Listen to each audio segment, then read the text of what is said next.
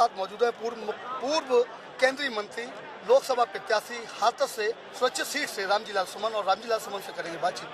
नेताजी, जिस तरीके से देखा जाए आज अखिलेश यादव ने एक गठबंधन की जिस तरीके से रैली की है, और उस रैली से क्या जनता को फर्क पड़ा? जिस तरह की हाजिरी यहाँ उपस्थित है इस मीटिंग में, उससे साफ जाहिर है कि लोगों में भारतीय जनता पार्टी के खिलाफ गुस्सा है।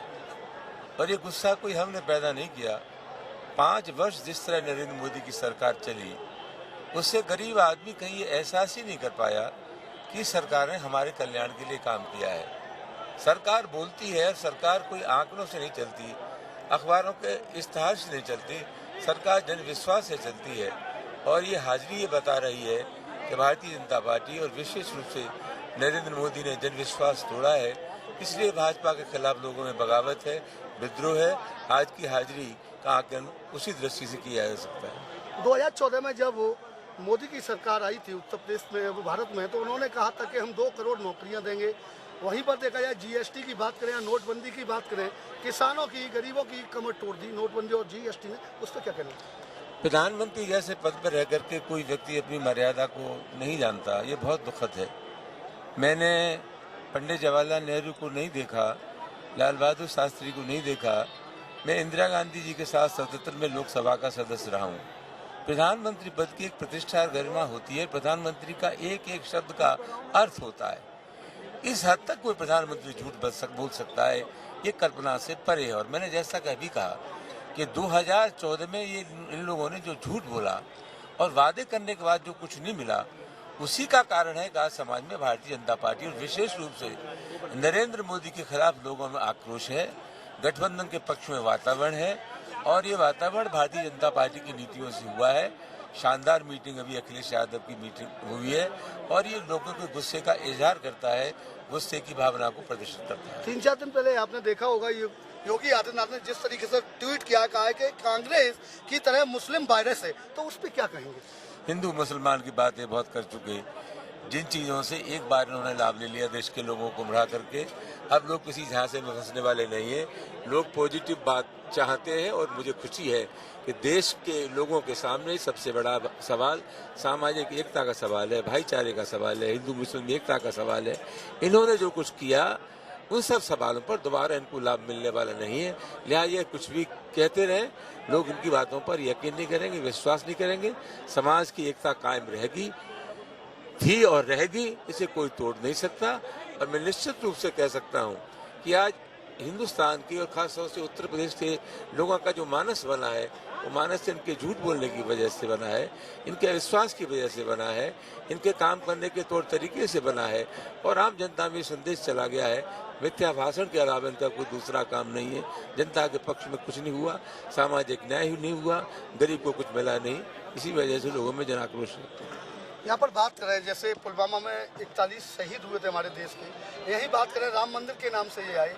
इन्होंने जिस तरीके से 2 करोड़ नौकरी की भी वादे किए, ऐसे तमाम योजना लाए जो कहने की बात की इन्होंने, जैसे जनधन योजना की बात करें, वो तक खाते खुलवाए, और उस पर इन्होंने फिर कहा। सरकार बोलती है, जनता में जब कोई अच्छा काम होता है जनता उनकी चर्चा करती है। जफर आलम साहब हमारी पार्टी के सीनियर नेता हैं, विधायक रहे हैं।